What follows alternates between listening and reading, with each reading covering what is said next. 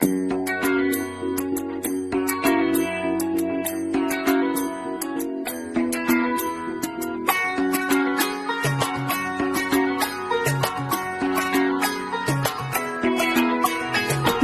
বাজা কাসর বাজা উলু দে আর শাখ বাজা, বছর পরে আবার এলো মাঝে। পুজো পুজো গন্ধ নিয়ে